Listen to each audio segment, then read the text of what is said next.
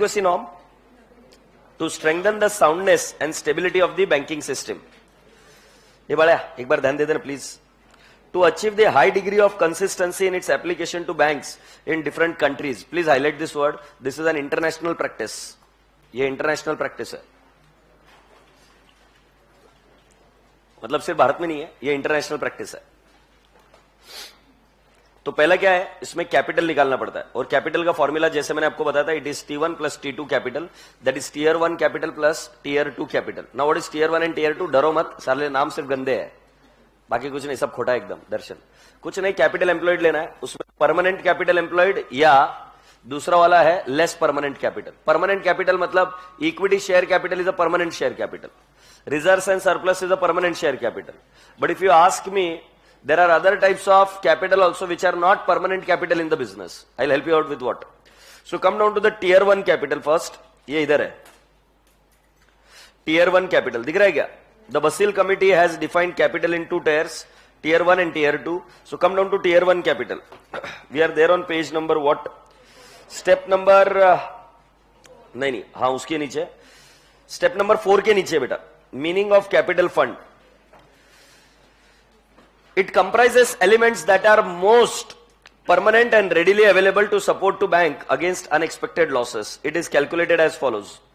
Paid up capital, statutory reserve जो 25% आप calculate करते हो, securities premium, capital reserve representing surplus on sale of asset and held in separate account only, other disclosed free reserve total less equity investment in subsidiaries, less intangible asset, less current and brought forward losses. Why these are subtracted, I need to explain you.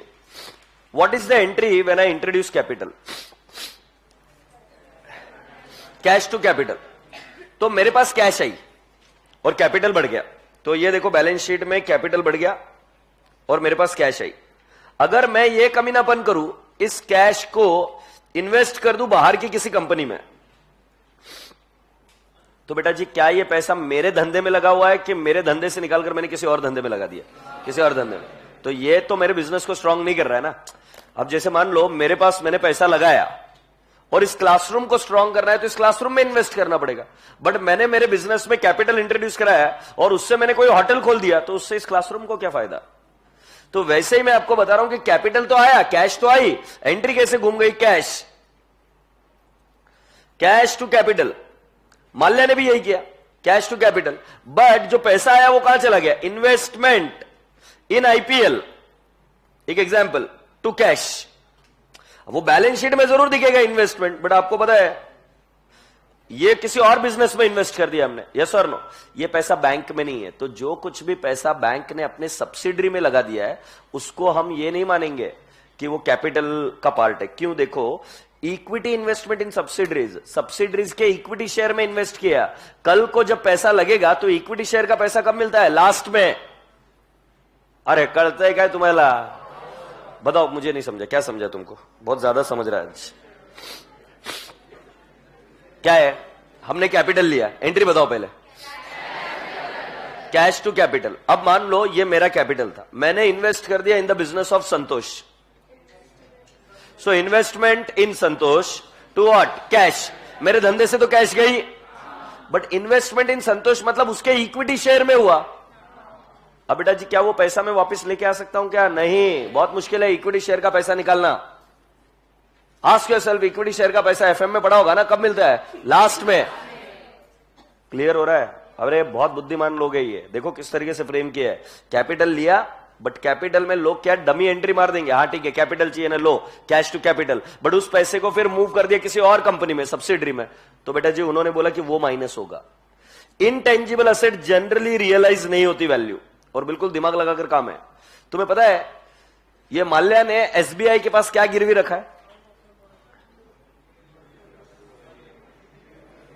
वो Kingfisher bird है ना जो उड़ती है, उसके जो photo है ना, फोटो वो गिरवी रही है, लोगो गिरवी रखा है.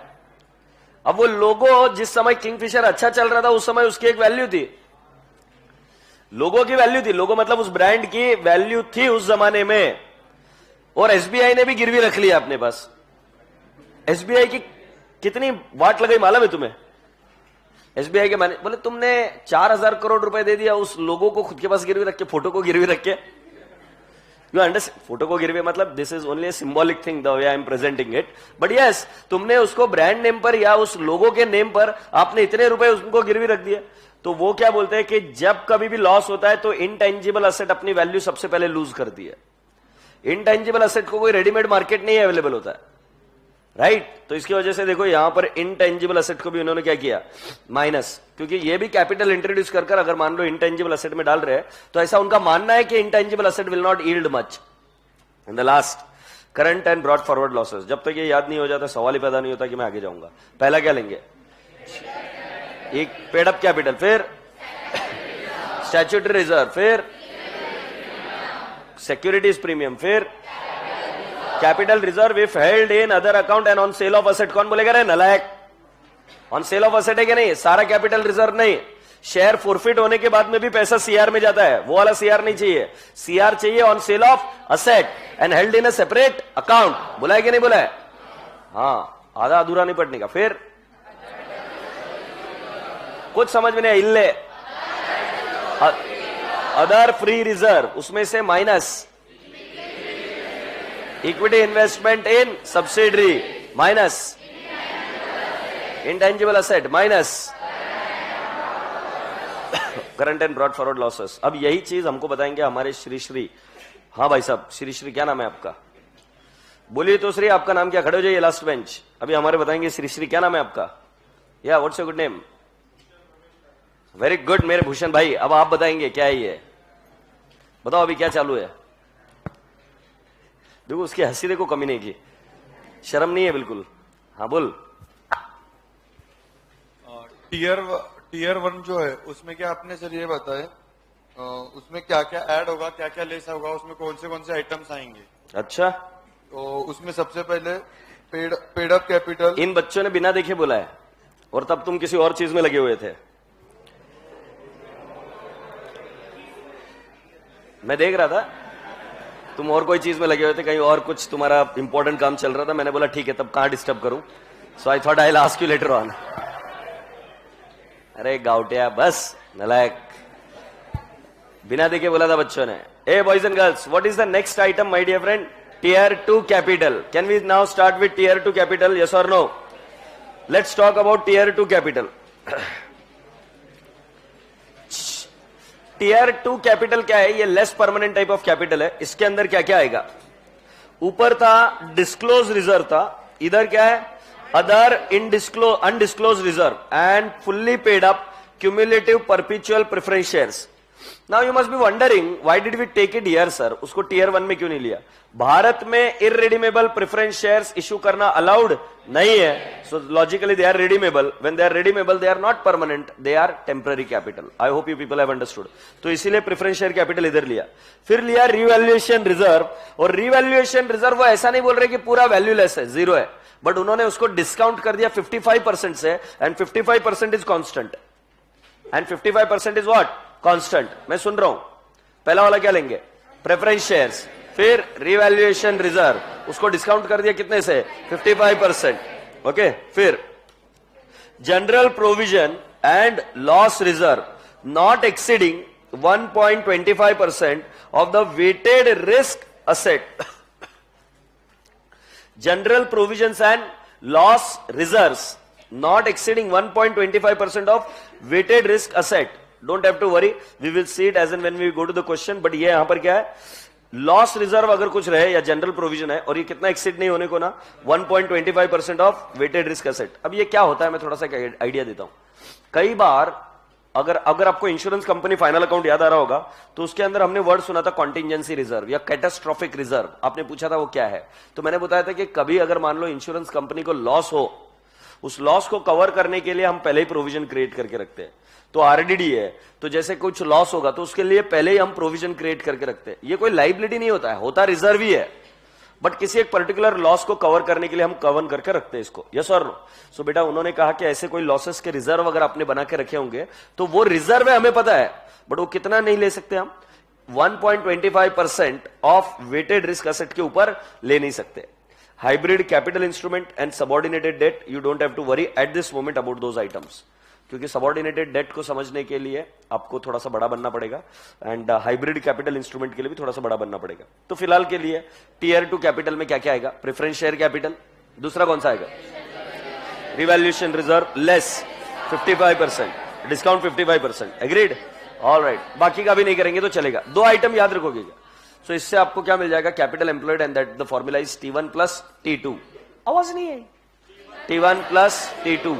हैप्पी? वेरी गुड बेटा, कीप इट अप, बहुत बहुत बधाई। धमपुड़िया। अब हम आगे चलते हैं और अभी हम रिस्क एडजस्टेड एसेट पढ़ रहे हैं। रिस्क एडजस्टेड एसेट में कुछ कंट्रोवर्सी है। कंट्रोवर्सी क्यों है? पढ़ाने में कंट्रोवर्सी नहीं है। अब वो क्या हो गया कि इंस्टीट्यूट के आरटीपी में एक क्वेश्चन गलती से उन्होंने गलत सॉल्व कर दे दिया है। ओके, अब तुम बच्चों का क्या एक ही एजेंडा रहता है, एक ही स्ट्रेटेजी रहती है कि दिमाग का एप्लीकेशन थोड़ा सा साइड में, मॉड्यूल ने या इंस्टीट्यूट ने जो किया वो सही है। तुम्हारा एजेंडा ये है ना कि भाई हाँ, जो मॉड्यूल ने इंस्टीट्यूट ने किया वो सही है। तो मैं क्लियरली बता दूं, एक आंसर अपना मैच नहीं होगा इंस्टीट्यूट के मटेरियल के साथ, because what they have solved is wrong. Is that okay? And I had a discussion with other faculties also, which are very reputed, and I had a word with them. So वो एक area छोड़ दे तो बाकी के areas में हमारा answer right है। अब तुम्हारा मेरे को नेक्स्ट क्वेश्चन रहता है, जो मैं अभी रट गया मेरे को, सर हमें एग्जाम में क्या करना है? मैं सिखाऊंगा जो सही है वो। एग्जाम में क्या करना है, अभी तक तो एग्जाम में क्वेश्चन आया नहीं है वो आइटम के साथ जो गलत है, अभी तक नहीं आया है। तो मुझे भी आइडिया नहीं है कि एग्जाम में क्या करना है, क्योंकि अभी तक उसके सजेस्टेड आंसर मैंने भी नहीं देखे। मैं तुम्हारी जगह होता तो क्या करता? मैं सही लिख के आता। अब तुम्हें क्या करना है? तुम्हें मॉड्यूल का आंसर फॉलो करना है, यू कैन गो अहेड, क्योंकि उसके भी खुद के रीजन है अपने। ऐसा नहीं कि तुम इररिलेवेंट बात कर रहे हो, तुम भी रिलेवेंट बात करते हो।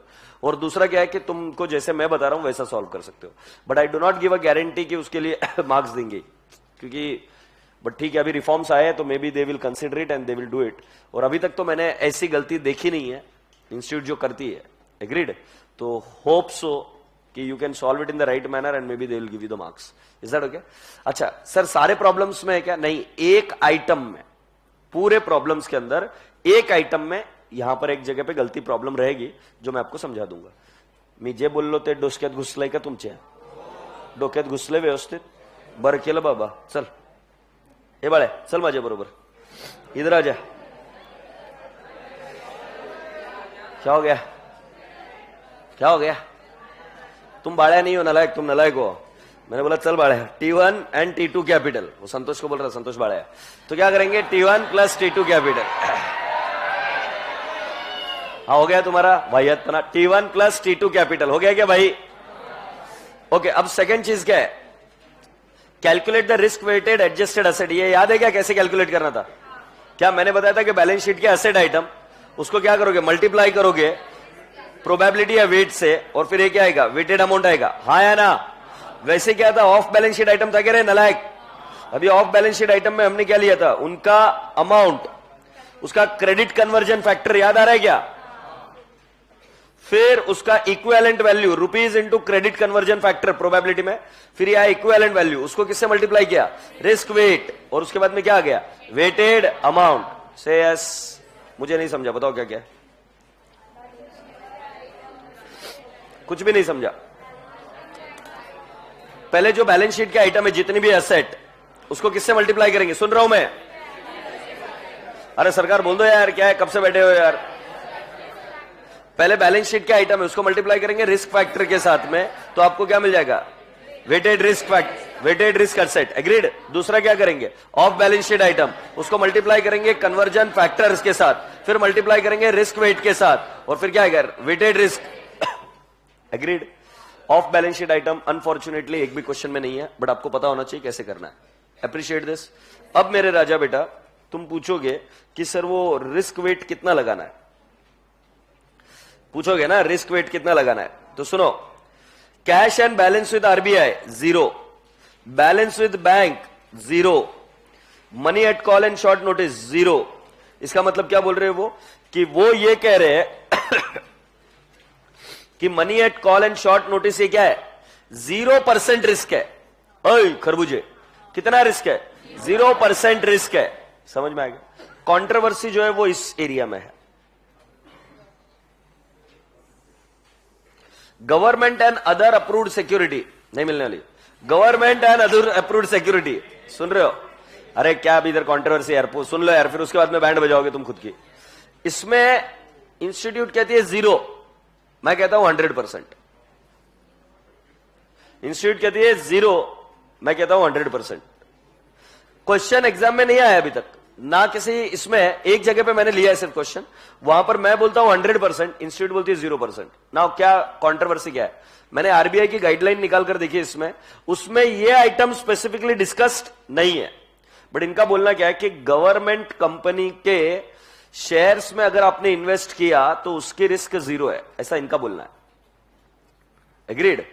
गवर्नमेंट कंपनीज जैसे SBI is a government company, LIC is a government company, Hindustan antibiotics is a government company, right? In companies में यदि आप इन्वेस्ट करो तो रिस्क इनके हिसाब से है 0%, मैं बोलता हूं 100%। मेरे कुछ रीजंस है, let's not get into the research of what ever I have done, but इस एरिया में सिर्फ कॉन्ट्रोवर्सी है। तो जब मैं आगे जाऊंगा, जब प्रॉब्लम आएगी, तब मैं आपको ये वाला एरिया बता दूंगा। आगे बढ़े। अदर्स इन्वेस्टमेंट के लिए कितना रिस्क है? 100%। तो अगर तुमने समझा होगा कैश इन हैंड, उसमें कोई रिस्क नहीं है। बैलेंस विद बैंक, कोई रिस्क नहीं है। इधर इधर एक गौरबोर हो गया है, बैलेंस विद बैंक 20% है भाई, 20% है, लिख कर लो, वो भी एक गड़बड़ है। सारी चीजें मॉड्यूल को चिल्लाओ मत, एक आध गलती मेरे से भी होती है। ये 20% मॉड्यूल ने लिखा है, मैंने 0 लिखा है, समझे? हर बार मॉड्यूल को नहीं गाली देने का। इधर 20% लिखो रे भाई, लिख दिया क्या? Cash and balance with RBI कितना है? 0। और मनी विथ बैंक कितना है? 20। से यस। एक काम करते हैं, मॉड्यूल का ही ओपन ओपन करते हैं। तुम कितनी मस्ती करते रहे?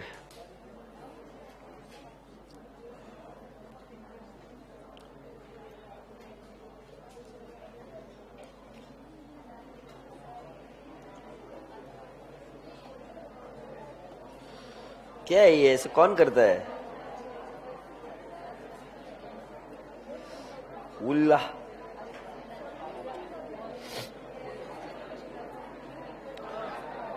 शांत बसा रे।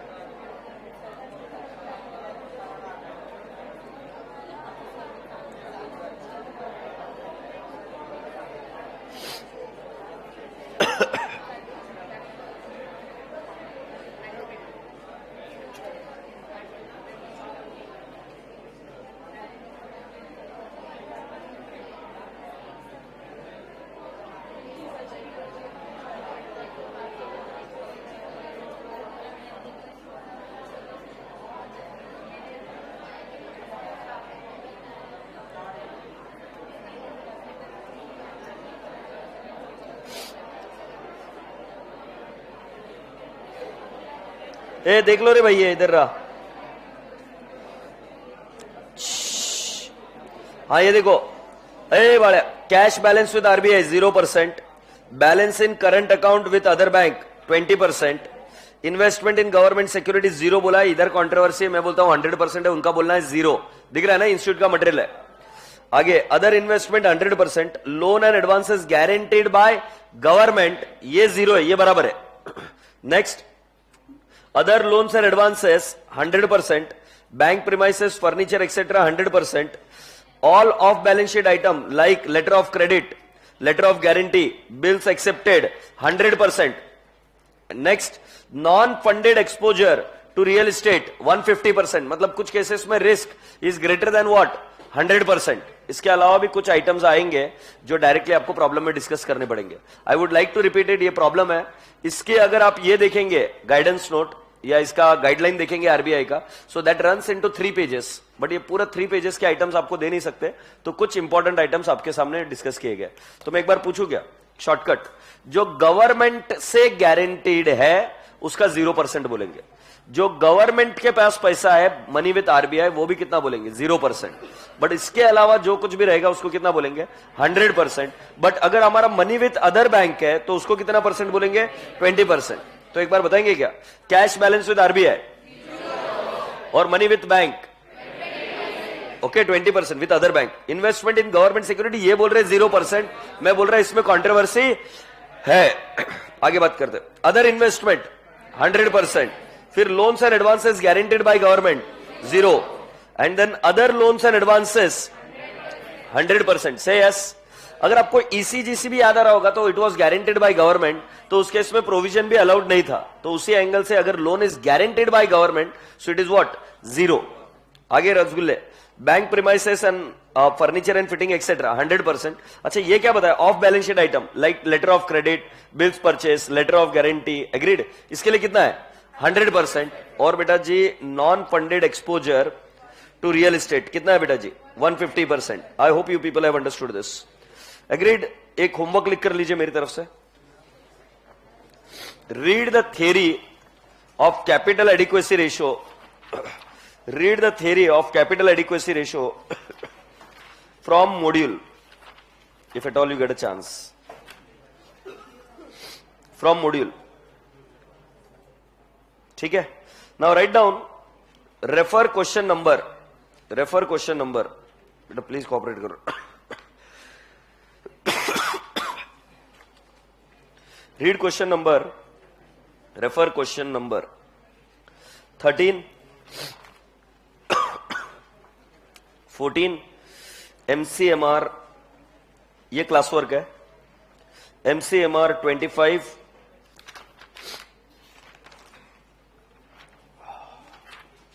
एक क्वेश्चन अभी एग्जाम में भी आया था इस पर, that is question number, I will tell you,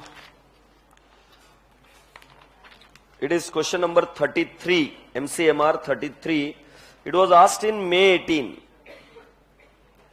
May 18. So please come down to the page number 99. Please come down to the page number 99. Banking के कितने सारे क्वेश्चन सॉल्व कर लिए?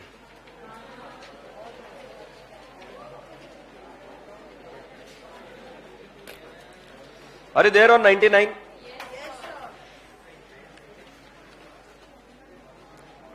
Read further, what does it say? बेटा I would expect little pin drop silence now, क्योंकि मुझे पता है कि ये इंपॉर्टेंट है। कुछ चीजें तुम्हें आइडिया नहीं रहती वो इंपॉर्टेंट है कि नहीं, मुझे पता है इंपॉर्टेंट है। So I want pin drop silence, और मैं किसी भी बच्चे को खड़ा करके पूछूंगा, जो बच्ची बात कर रही है उसको भी पूछ सकता हूं मैं, ठीक है। Aastha bank has the following capital funds and assets as at 31 March 2018। बेटा इक्विटी शेयर कैपिटल है, स्टैट्यूटरी रिजर्व है, profit and loss account underline the word debit balance है, फिर उसके बाद में कैपिटल रिजर्व है, out of which 25 crore were due to revaluation of asset and balance due to sale of asset. Is that okay? So कुल मिलाकर आपको 3 type के रिजर्व्स दिए हुए हैं। इससे आपको क्या T1 प्लस T2 कैपिटल निकालना पड़ेगा। अगर आपको T1 प्लस T2 कैपिटल का फॉर्मूला याद होगा तो equity share capital plus reserve and surplus, P&L का क्रेडिट बैलेंस है तो क्या होगा ऐड, डेबिट बैलेंस होगा तो क्या करेंगे लेस, और जो 130 है 130 में से 25 is what revaluation reserve and the remaining 105 is what CR add होगा एज इट इज, और 25 will be included in T2 capital, और T2 कैपिटल में आपको याद होगा रिवैल्यूएशन रिजर्व में से आप 55% डायरेक्टली क्या करते हैं लेस। याद आ रहा है क्या? जब आप कैपिटल निकालते हैं तो उसके अंदर से मैंने आपको कुछ चीजें माइनस करने के लिए सिखाई थी, intangible asset, agreed, investment in subsidiaries, याद आ रहा है क्या, और एक्यूमुलेटेड लॉसेस, ये चीजें मैंने लेस करना सिखाया था। 3 चीजें, इन्वेस्टमेंट इन सब्सिडरी, दूसरा इन्वेस्टमेंट इन सॉरी क्या नाम उसका इंटेंजिबल असेट, और तीसरा कौन सा था एक्यूमुलेटेड लॉसेस। तो कोई इंटेंजिबल असेट या कोई इन्वेस्टमेंट इन सब्सिडरी या कोई एक्यूमुलेटेड लॉस है क्या, देख लो। एक्यूमुलेटेड जो लॉस है वो तो ऊपर ही दे रखा है। सो बेटा जी लेट्स फील हैप्पी कि हम फर्स्ट स्टेप तो कर सकते हैं क्या, और फर्स्ट स्टेप क्या है T1 plus T2 capital. So turn down to the page and we are there on the solution. T1 capital में बेटा अगर आप देखें तो पहले 600 लेना है, ऊपर टिक मार्क करो 600। दूसरा क्या लेना है बेटा जी स्टैट्यूटरी रिजर्व, ऊपर टिक मार्क करो स्टैट्यूटरी रिजर्व। फिर लेना है capital reserve only out of arising out of sale of asset. Can you please check, I have taken what 105, और P&L अकाउंट का डेबिट बैलेंस मैंने क्या कर दिया है less, and what is the P&L account का डेबिट बैलेंस 30। ये हुआ T1 capital, agreed. T2 capital क्या है जरा जाके देखो, CR on revaluation of the asset minus 55%, highlight the word 55%, this is constant, अगर ये पता नहीं रहा तो बैंड बजेगी, वो देंगे नहीं। 55% लेस किया, 25 का 55% निकालो बेटा जी, 13.75। कितना बैलेंस बचा? 11.25। सो लिखो बेटा T1 plus T2 is equal to 1145 plus 11.25। Can I not have the figure? 1156.25 is your capital employed. अगर आपको फॉर्मूला याद होगा तो C capital employed divide by risk adjusted asset into what? 100। हाँ या ना मेरे राजा बेटा? अब तुम्हारा क्वेश्चन आएगा, रिस्क एडजस्टेड असेट हमें निकालना है। ध्यान रहे उसमें दो टाइप के आइटम होते हैं, एक बैलेंस शीट आइटम और एक ऑफ बैलेंस शीट आइटम। तो अभी मैं वापस क्वेश्चन में चलता हूं। बैलेंस विद अदर बैंक के लिए कितना परसेंटेज याद है आपको? Risk wait 20%। Cash balance with RBI 0%। Claim on banks कितना परसेंट आपको लगता है? क्लेम ऑन बैंक 20%, जीरो नहीं। अरे बैलेंस विद बैंक्स पढ़ा था ना अपन ने, 20%। तो क्लेम ऑन बैंक्स भी कितना आएगा? 20%। से यस। Other investment 100%। बेटा guaranteed bye ECGC, sorry guaranteed by government 0। Hold on, घाई मत करो। अदर कितना आएगा? 100%। Premises and fixtures 100%। Of balance sheet item जिसका कुछ नहीं बोला गया उसका कितना बोलूंगा मैं? 100 और 100। अब यहां पर ये जो आइटम है ये नया आइटम है, ईसीजीसी एंड डीआईसीजीसी। तुमको याद है मैंने क्या बोला था? एक होमवर्क लिख कर लो, और तब तुमने चिड़चिड़ किया था, और ये क्वेश्चन शुरू करने के पहले मैंने बोला था मुझे पता है कि क्या इंपॉर्टेंट है क्या नहीं इंपॉर्टेंट है, तुम्हें नहीं आइडिया। तो आज मैंने तुमको होमवर्क दिया था, क्या? Read the module. सो बेटा जी रीड द मॉड्यूल में जब आप देखेंगे डीआईसीजीसी और ईसीजीसी को 50% दिया गया है। हाँ, now you will common sense ask me a question. Next question, sir bloody damn shit sir, why did not you then put it up in your theory? Right, एक बार जाके देखो, आपको अपने आप आइडिया लग जाएगी why I could not put it up. I can only put up the table, और अगर मैं पूरा का पूरा पार्ट डाल देता हूं so it becomes too very complex to understand. तो अभी आपके दिमाग में मैंने एक पॉइंट डाला कि ईसीजीसी और डीआईसीजीसी उसका परसेंटेज चेंज हुआ है, वो जाकर रेफर करेंगे तो things will become easier. So this has to be taken at what? 50%। इसी के साथ एक नोट लिखो मेरी तरफ से, for banking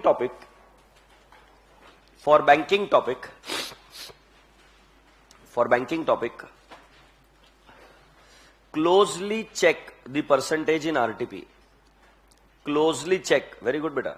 Closely check the percentage in RTP, very good.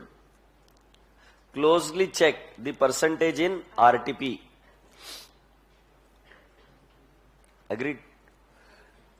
आपके मॉड्यूल में जितने परसेंटेजेस दिए हुए हैं वो मैंने ले लिए, बट कई बार आरबीआई गाइडलाइन से वो डायरेक्टली चीजें पुट अप कर इधर डालते हैं। आरबीआई गाइडलाइन डायरेक्टली आपके साथ डिस्कस करना पॉसिबल नहीं है, because it consist of so many other terms which are not relevant.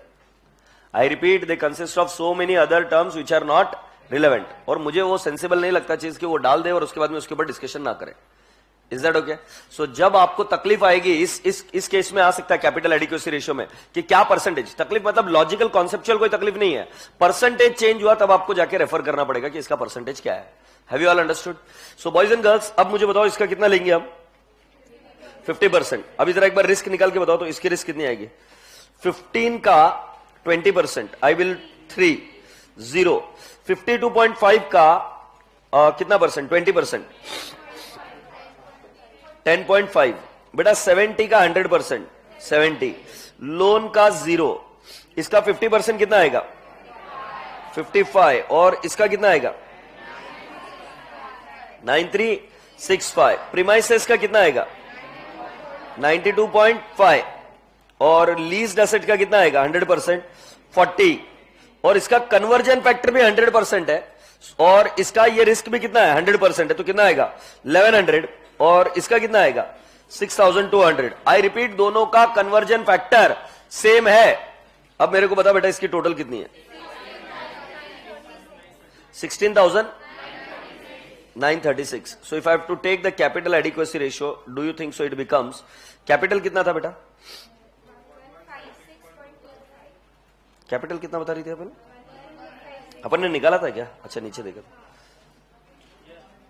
मुझे नहीं दिख रहा कहां पे 1156 पॉइंट सो मैंने लिखा 1156.25 1156.25 डिवाइड बाय 16936 इंटू 100 कितना आ रहा है 6.83 मैंने क्या बताया था मिनिमम कितना चाहिए 9%। तो एक नोट लिख के आना चाहिए that you should improve this ratio तो आ गया कि 6.83। वैसे उन्होंने हमको बोला क्या कि you calculate what capital adequacy ratio से यस। चलो इस क्वेश्चन को सॉल्व करते हैं। Write down in your notebook question number what question number 33।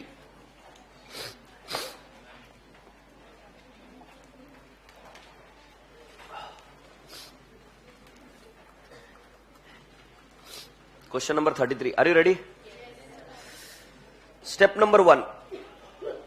Competition of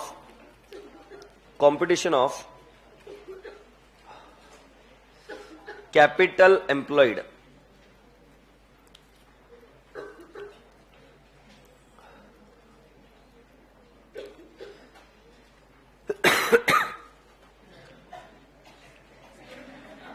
Tier 1 capital, very good बेटा, keep it up. Tier 1 capital, first one कौन सा बेटा? Equity share capital. Equity share capital बताएंगे मेरे रसगुल्ले? 600. दूसरा statutory reserve 470. बेटा उसके आगे कौन सा है? कैपिटल रिजर्व बोलो कितना है? 105. उसके बाद प्रॉफिट एंड लॉस कौन सा बैलेंस है बेटा? डेबिट बैलेंस है क्या? बताओ कितना आएगा? 30 negative. So please let me know what is T1 capital. 1145.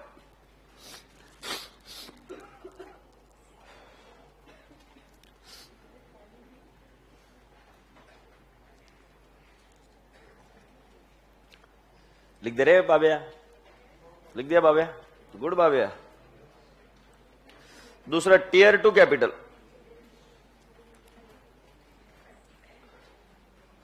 Tier 2 capital में हम क्या लिखेंगे? First capital reserve.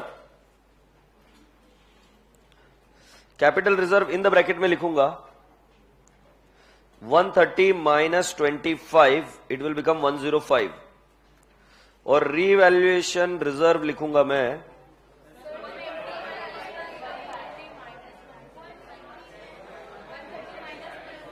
बराबर तो लिखा है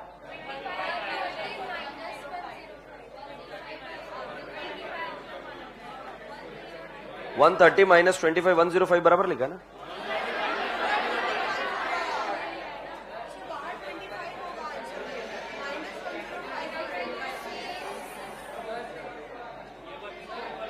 आई एम श्योर ये राइट है. एक सेकंड एक करके बात करो. मैं क्या बोल रहा हूं वो सुना. हाँ बोल भाई. क्यों 105? They are saying out of which 25 crore were due to revaluation of asset and the balance due to sale of asset. I am writing down capital reserve. अच्छा capital reserve ऊपर ऑलरेडी लिख दिया है.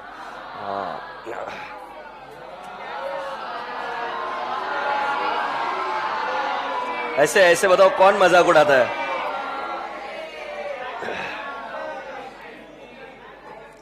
ऐसे बताओ ऐसे कौन मजाक उड़ाता है गरीब आदमी का? भगवान सब देख रहा है. ऐसे कौन मजाक उड़ाता है भाई? डिस्काउंट कितना बेटा जी? 55%. क्या ऐसे गरीब आदमी का मजाक नहीं उड़ाना चाहिए यार.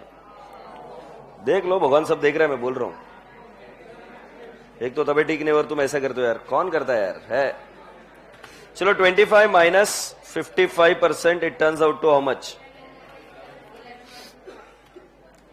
बिल्कुल सही बोली छोरी तू. 11.25. सो टोटल T2 कैपिटल कितना हो गया? 11.25 कैपिटल. यस और नो? अब लिख दो T1 प्लस T2 कैपिटल कितना आएगा? 11.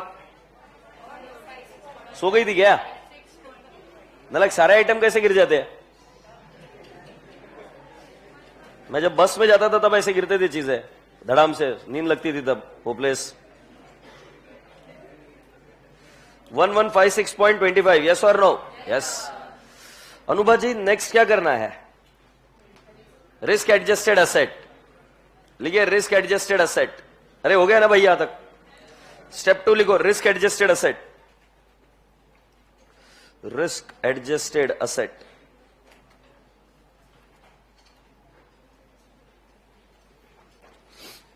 okay, so I write down here assets, amount, weight, and I'll write down amount into weight. You can also write down risk weighted asset. You can also write down this item as risk weighted asset.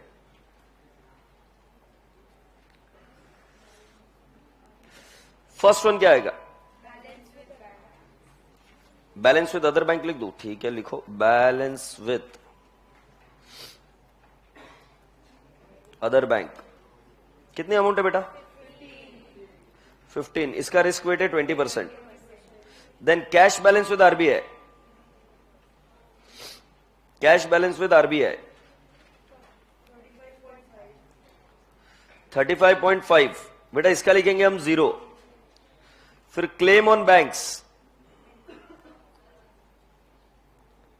यह है 52.5, इसका भी कितना है? 20%। फिर है other investment, other investment की amount है 70, उसका परसेंटेज है 100%। फिर लोन्स एंड एडवांसेस, इसको अंडरलाइन कर कर मैं लिखूंगा guaranteed by government, the amount is 22.5, 0%। फिर बेटा गारंटीड बाय, इसको हाईलाइट करके रखो बेटा, guaranteed bye ECGC, how much is that? 110, 50%। मैं बोल रहा हूं इसको हाईलाइट करके रखो, मैं चीजें इजी कर रहा हूं। ये एक्चुअली कोई अकाउंटिंग का प्रॉब्लम नहीं है तुम्हारा, ये क्या परसेंटेज अप्लाई करना उसका प्रॉब्लम है। और ये प्रॉब्लम क्यों आ रहा है? क्योंकि जो हमको डिटेल्स दी जाती है वो थोड़ी सी कम है। कम है मतलब क्या? जो हमारे को डिटेल्स दी गई है मॉड्यूल में, अगर आप जाके देखेंगे तो कम है। तो इसमें कई बार ऐसा होता है कि डायरेक्टली गाइडेंस नोट से वो यहां पर परसेंटेज यूज करते हैं, and which you should keep on referring in the RTP every time. Now next I write down guaranteed by others, no problem, 100%, and the amount is how much? 9365। Agreed? Then premises, furniture. How much is premises and furniture? 92.5, 100%. And leased asset 40, कितना percent आएगा? 100%। फिर उसके बाद में लिखेंगे of balance sheet item, of balance sheet item,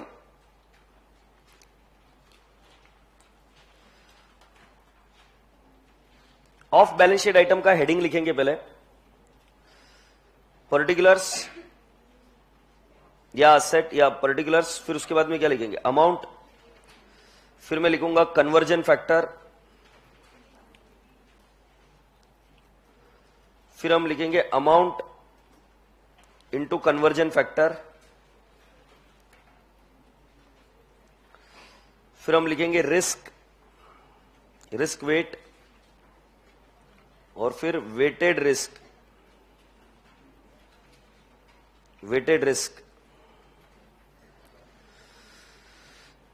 पूरा लिख कर रख देता हूं। इधर क्या है बेटा? पहला एक्सेप्टेंस है, क्या acceptance, endorsement,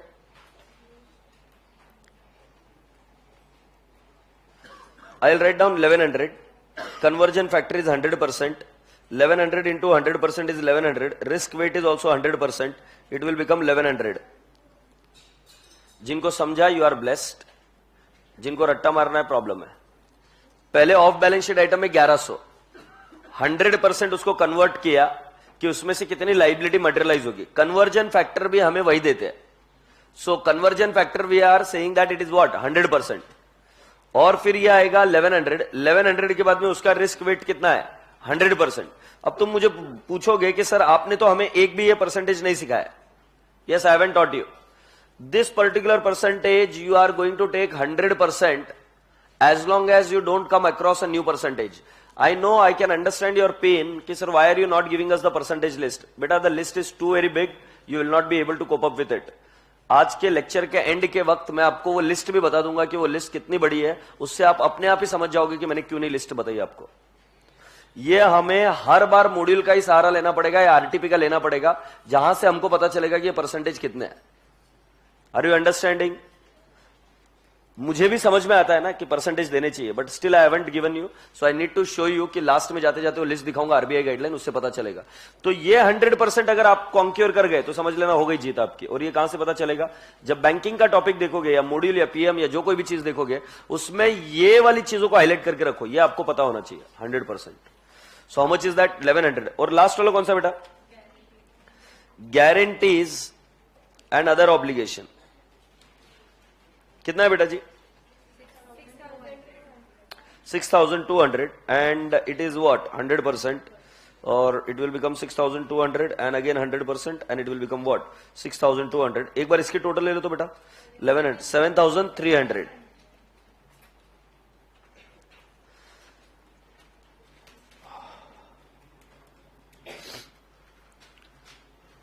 $7,300. Have you taken it up?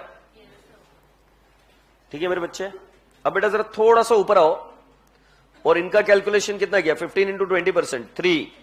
इसका आएगा 0, 10.5, 70, 0, 55, 9365, 92.5, 40. कितना आ रहा है टोटल? 9636.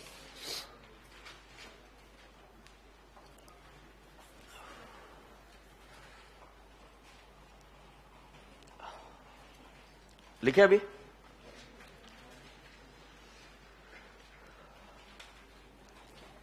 पेन का रखा संतोष. लिखो capital adequacy ratio is equal to, capital adequacy ratio is equal to, इसको रिस्क एडजस्टेड रेशियो भी बोलते हैं. Capital adequacy ratio is equal to, I will write down first. ऊपर आपको लिखना पड़ेगा क्या? T1 plus T2 capital, T1 plus T2 capital divide by risk weighted assets plus off balance sheet items. Tier 1 capital कितना था बेटा? 11 plus T2 capital कितना था? T2 11.25 था क्या? Divide by risk weighted asset कितना है बेटा? 9636 plus off balance sheet item कितना है? 7300. So when you solve it, let me know what is the percentage you get into 100.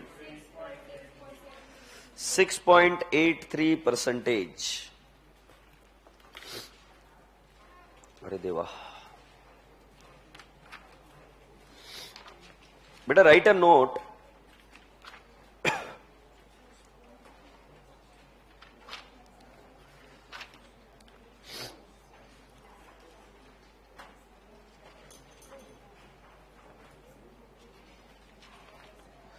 बेटा write a note. Capital adequacy ratio, capital adequacy ratio as per RBI guideline, capital adequacy ratio as per RBI guideline should be at least 9%. Should be at least 9%. Should be at least 9%. लिखा? Full stop आगे लिखो. Hence, bank should improve. Hence, bank should improve this ratio. Hence, bank should improve this ratio by introducing, hence bank should improve this ratio by introducing tier 1 capital, by introducing tier 1 capital अब tier 1 बोलना है तो बोलो, या फिर you can say by introducing more capital, that's it. अब capital मतलब क्या? In form of equity shares. Have you all understood? Boys and girls, you are now requested to come down to the next problem which I have marked you in MCMR, and what was that? Question number 25। और ये question आपको solve करना है orally, ठीक है? जब orally की बात चल रही है तो आपको क्या समझना है? हम पेज नंबर 82 पर है, हम पेज नंबर 82 पर है, इधर के इधर सॉल्व करना है।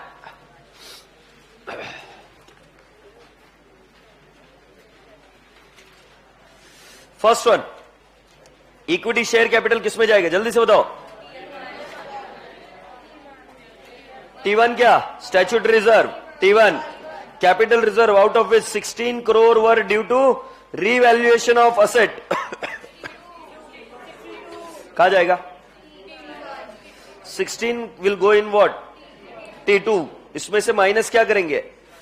55% माइनस करेंगे ना, और अभी 16 रिवैल्यूएशन की वजह से, तो 78 माइनस 16 62 क्या रहेगा? CR रहेगा क्या? It will go in T1। चलो बेटा जी, और देख लो कोई ये है क्या? इंटेंजिबल असेट वगैरह नहीं है तो चलो T1 कैपिटल ले लो कैलकुलेटर पर। 500 प्लस 272 प्लस 270 ना, अच्छा 272 270 कान पकड़ा, प्लस 62 832 500 प्लस 270 प्लस 62। T2 का डायरेक्टली शॉर्टकट में बताइए मुझे। 16 माइनस 55% 7.2, दोनों की टोटल करेंगे तो 839.2 आ रहा है क्या? एग्रीड? ऑलराइट, आगे बढ़ते हैं। कैश बैलेंस विद आरबीआई में सुन रहा हूं कितना percentage? 0। Balance with other bank 20%, other investment 100%, guaranteed by government 0, others 100%, fixtures 100%, guaranteed and other obligation 100%, और ये भी कितना है? 100%।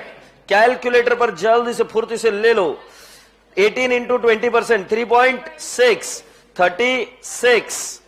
जल्दी फुर्ती से, जवाहर जी फुर्ती से। 5, 6, 7, 5 और 78, 800 एंड 4800। लो कैलकुलेटर पर। 3.6 plus 36 plus 5675 plus 78 plus 800 plus 4800, 11,000.6। और ऊपर न्यूमरेटर में कितना लिखेंगे? 839.2 इंटू 100 कितना आ रहा है? 7.36%। क्या अपना आंसर मैच हो रहा है क्या? यस, प्लीज गो अबाउट 7.36 या 37% मैच हो रहा है क्या? अच्छा, कितना नॉर्म होना चाहिए? 9% होना चाहिए क्या? और क्या हमको इसको इंप्रूव करना पड़ेगा क्या? Yes. Hey boys and girls, with this we have done with question number 25. Now you are all expected to come down to classwork.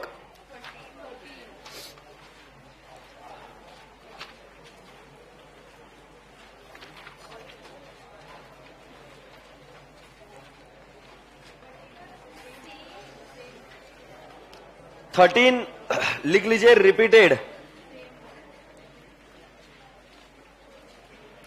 13 बेटा होमवर्क ले लो। रिपीटेड क्यों लिखेंगे? जो गरीब बच्चे हैं जिनको पता नहीं, होमवर्क कर लेना। क्वेश्चन नंबर 13 क्या है भाई? होमवर्क सेम है वैसे। 14 लिख लीजिए, इंपॉर्टेंट है। अभी 14 में एक नया परसेंटेज बताऊंगा आपको, ठीक है? पहले आप शुरू करो, 14 आप शुरू करो।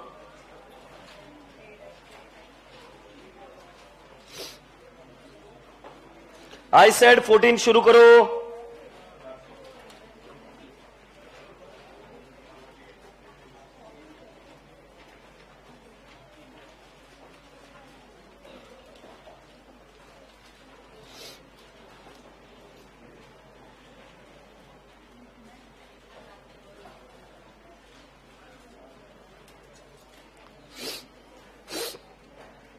बेटा मैंने आपको एक चीज कही थी कि मैं क्यों नहीं दे सकता आपको ये चीज।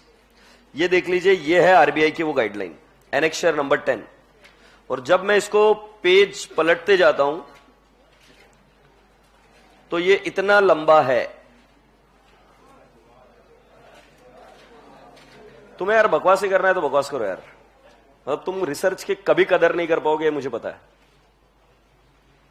चल मैं इसको बंद कर देता हूं, तू मेरे को ये नोट ढूंढ कर लाकर दिखा दे। मैं तेरे को बता देता हूं ये कहां से लिया है। मैंने आरबीआई गाइडलाइन से लिया है, आरबीआई की वेबसाइट से। तू लाकर दिखा दे बस। बड़बड़ करने का भाई, पहले लेवल बढ़ाने का फिर बड़बड़ करने का। लाइक की 2 पैसे की नहीं, और मैं नहीं दिखा रहा अभी, कल लाकर दिखाना मेरे को, फिर बात करेंगे। चीप है यार, मतलब लोग कभी इज्जत, मतलब किसकी इज्जत करने का ये भी नहीं समझ में आता। काम करो तो भी साला बेइज्जती है इधर। अब इसके अंदर किसी को परसेंटेज पता है तो बता दो। Loans and advances granted to staff of bank fully covered by superannuation benefit and mortgage of flat and house. Sir जो बस कर रहे थे, बताओ इसका आंसर क्या है, कितना परसेंटेज लूं?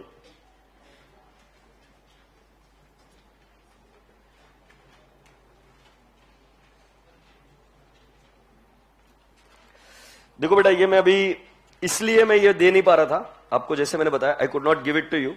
If you want I will upload it on the app, you can go through it and then maybe you will able to understand it. क्या मेरी बात पहुंची क्या आप तक कि मैंने क्यों नहीं दिया? अब मैं इसमें ये वाला पॉइंट सर्च कर रहा हूं, पूरी क्लास दिखेगी। Granted to staff, granted to staff, agreed, और क्या लिखा है, of bank which are fully covered by superannuation benefit and mortgage of flat and house. और इसका ऑल ऑफ सडन सरप्राइजिंगली 20% आ जाता है। तो जब तुम आंसर देखोगे इसका कभी आरटीपी में, मॉड्यूल में, तो तुमको लगेगा 20% ये कहां से है, ये तो मैंने पढ़ा ही नहीं। ये अभी तक का जो मैं देख रहा हूं, एक आध नई चीज वो इंट्रोड्यूस करते हैं with a new percentage, but at the same time the similar type of question gets repeated in the exam. ये मॉड्यूल में नहीं दिया हुआ है, ये दिया हुआ है आरबीआई गाइडलाइन में। और आरबीआई गाइडलाइन में जो परसेंटेज दिया हुआ है वो डायरेक्टली क्वेश्चन में आता है अप्लाई होकर, उसका थ्योरी में कहीं नहीं है, वो डायरेक्टली कहां पे आता है, क्वेश्चन में। And we feel that the answer is wrong, but it is not wrong if you go and check the original RBI guideline and you find it out there that it is 20%। Have you all understood? तो इस case में इस item को highlight करके रखो जो आपको अभी मिला है। वो कौन सा है? Granted to staff of bank fully covered by super annuation benefit and mortgage of flat and house, it becomes how much? 20%। मैं वापस दोबारा रिक्वेस्ट कर रहा हूं इस क्लास को, please do not lose your confidence. मैंने आपको तरीका बताया है, अगर मैं आपको ये दे भी दूं पेज तो भी फायदा नहीं होगा, क्योंकि मैं चेक कर चुका हूं पेज देकर। It is too very heavy and it has got so many other terms which you will not be able to understand it. Is that okay? फिर भी मैं इसको ऐप पर अपलोड कर दूंगा, तो कल आप इसको डाउनलोड कर देखना चाहे तो देख सकते हो। ये 20% है। Have you all understood? Alright boys and girls, अब चलो जल्दी से उसको सॉल्व करने की कोशिश करो।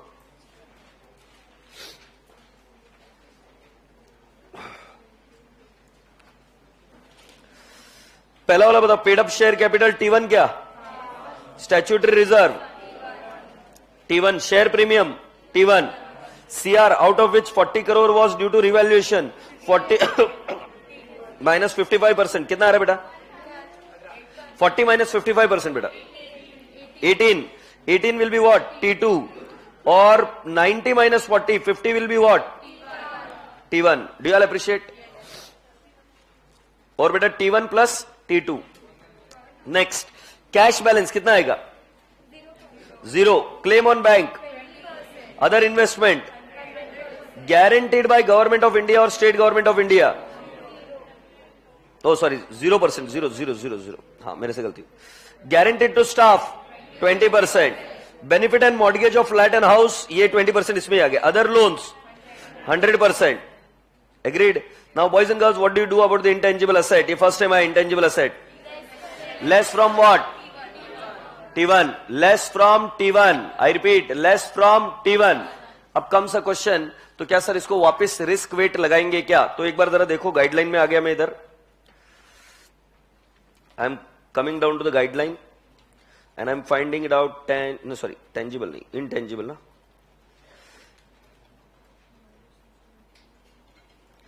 ये देख लीजिए बेटा जी, note all other investment including investment in securities issued by PFIs कुछ है। अभी ये नया टर्म है and that is the reason I could not introduce. अब आगे देखो, note equity investment in subsidiaries intangible asset and losses deducted from T1 capital should be assigned 0 weight. अगर आपने कैपिटल एम्प्लॉयड निकालते वक्त आप T1 कैपिटल निकालते हो और उसमें से अगर आपको याद होगा तो आप एक आइटम लेस करते हो, उसका नाम क्या है? Intangible asset. अगर ये आपने कैपिटल में से ही ऑलरेडी लेस कर दिया है तो वापिस इसको रिस्क लगाने की जरूरत नहीं है। इंटेंजिबल असेट को वेट लगाओगे क्या? नहीं। ये कॉमन सेंस है, क्योंकि अगर हमने कैपिटल एम्प्लॉयड में से हम क्या कर रहे हैं, लेस कर रहे हैं ना उसको, मतलब हम बोल रहे हैं कि वो कैपिटल एम्प्लॉयड का पार्ट है नहीं, कैपिटल एम्प्लॉयड का पार्ट नहीं है, मतलब हम उसको असेट मान ही नहीं रहे। अरे हाँ है ना, अगर मैं असेट मान ही नहीं रहा हूं तो उसके ऊपर रिस्क किस बात की लगानी, और करता ही क्या है। चलो बताओ क्या कर रहे हैं। इनटेंजिबल असेट कहां से लेस होता है? T1। तो अगर T1 में से लेस हो रहा है तो इसका मतलब हम उसको असेट मान रहे हैं क्या? नहीं मान रहे, हम उसको कैपिटल एम्प्लॉयड का हिस्सा ही नहीं मान रहे। सो बेटा जी उस पर कोई रिस्क वेट लगाने की जरूरत नहीं, क्योंकि वो रिस्क है ही नहीं। हमने उसको पूरा का पूरा लेस कर दिया, किसमें से ही? कैपिटल एम्प्लॉयड से। Yes. So boys and girls, ये वाली लाइन समझ में आ रही है क्या? Equity investment in subsidiaries, intangible asset and losses deducted from T1 capital should be assigned how much weight? 0 weight. Agreed? Okay. तो हम इसको क्या करेंगे? 0 weight अब असाइन करेंगे, या तो मैं बोलूंगा इंटेंजिबल असेट को लिखो ही मत, असेट साइड में। डन। चलो क्वेश्चन के पास आ जाते हैं। अभी किधर गया हमारा क्वेश्चन? ये रहा। तो इसको क्या लिखेंगे? Less from T1। ठीक है, आगे लिखूंगा will not be taken, will not be taken, will not be taken where? In risk adjusted asset. Off balance sheet item बेटा एक्सेप्टेंस एंडोर्समेंट, इसको कितना ले लेंगे? 100%। अगर मैं आपकी जगह रहता हूं तो मैं इसमें कितने आइटम पढ़ने वाला हूं पता है क्या? सिर्फ 2 आइटम, क्योंकि 2 आइटम पढ़ने के बाद में भी मेरे को पूरा का पूरा कंट्रोल आ जाता है इस पर।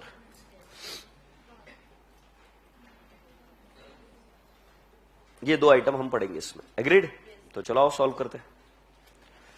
क्या आप पहले ट्राई करोगे क्या? Go ahead.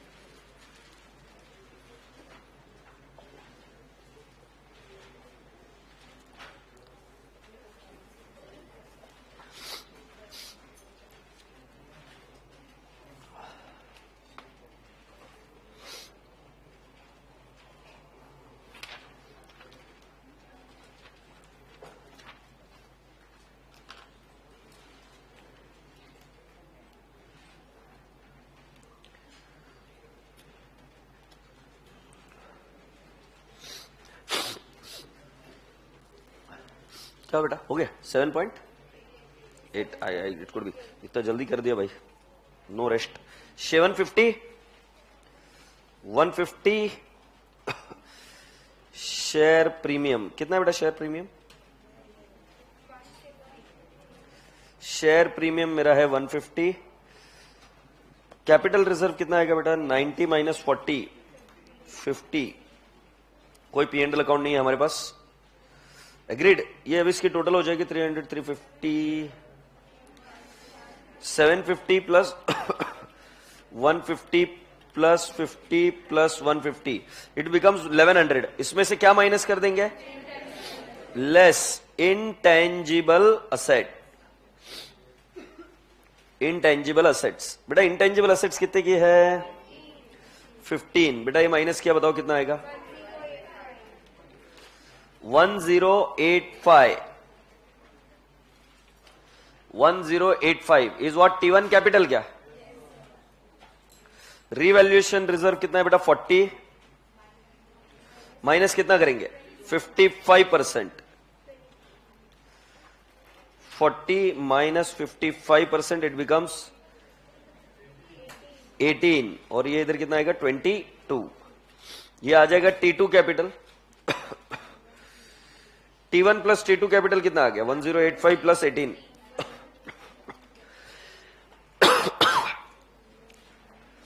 1103।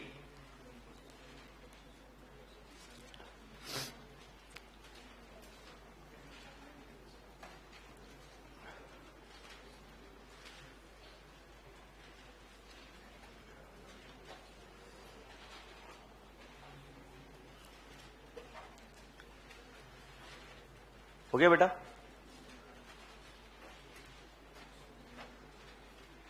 हाँ गुड़िया बोल, वेरी गुड बेटा, बहुत प्यारा बच्चा है। अच्छा बेटा, बैलेंस विद अदर बैंक, अच्छा ये मेरे को पहुंचना पड़ेगा, डिस्काउंट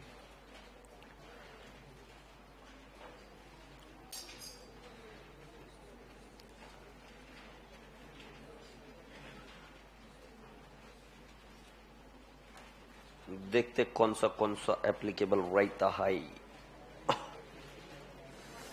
पहले बैलेंस विद अदर बैंक है क्या? अच्छा कैश बैलेंस है। हाँ भाई छोरी, कैश बैलेंस कितना है भाई? 60। इसके ऊपर कोई रिस्क नहीं है। क्लेम ऑन बैंक कितना है? 170। हाँ नहीं? और अदर इन्वेस्टमेंट पर कितना है? 2300, 100%। गारंटीड बाय गवर्नमेंट कितना है? 400। इसी के नीचे और एक आइटम आया होगा ऐसा, granted to staff, granted to staff on what? Staff of bank, उनके मॉर्गेज पर। और वो कितना अमाउंट है बेटा? 50, और उसको 20% है। बेटा please highlight and write down, it is 20%। I repeat, please highlight and write down, it is 20%। फिर other loans and advances is 6170, premises है 3925। इनटेंजिबल असेट नहीं लेंगे बेटा, अगर तुम चाहो तो भी लिख दो intangible asset, but zero weight लिखना है, वेट नहीं आएगा। अगर लिखना ही है तो इंटेंजिबल असेट लिख दो zero weight, because it is already deducted and we have read it कि अगर इंटेंजिबल असेट सी में से लेस हो गया कैपिटल एम्प्लॉयड में से, तो वापस उसका कोई रिस्क नहीं बनता है। Now boys and girls please tell me, cash balance का कितना आएगा? 60, 170 into 20%, it turns out to how much? 34, 2000.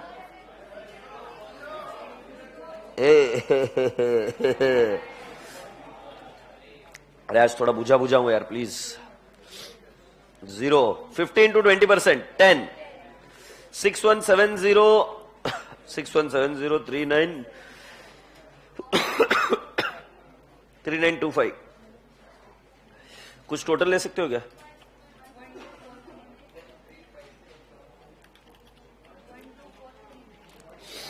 One 2439। उसके बाद में अभी हमको क्या करना है? Of balance sheet item. उसके बाद में लेना है ऑफ बैलेंस शीट आइटम। कर रहे भाई, कॉपी कर जल्दी जल्दी, धपा धप कर रहा है बच्चा। रुक मत भाई, कर ले जल्दी से, खटाखट। Happy?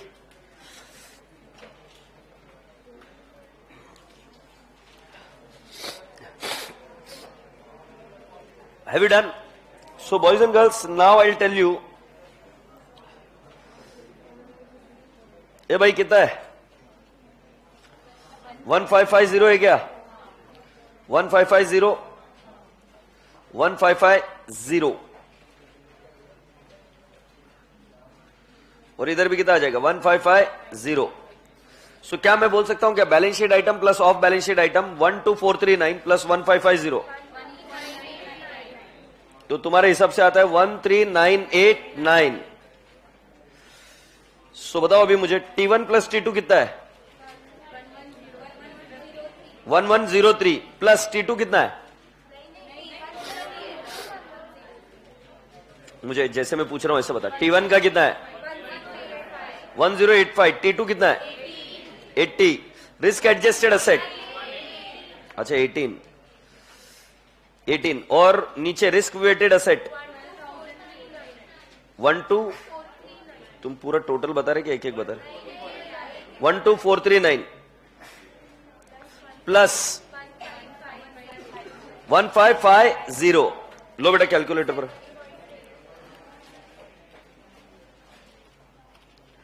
1103 डिवाइड बाय 12439 प्लस 1550 कितना आ जाएगा? 13989 इंटू 100%। बताओ कितना आएगा? 7.88% is the right answer. This is what? Your capital adequacy ratio. bare minimum कितना होना चाहिए? 9%। अगर नहीं है तो हम नोट लिख कर आएंगे। Happy?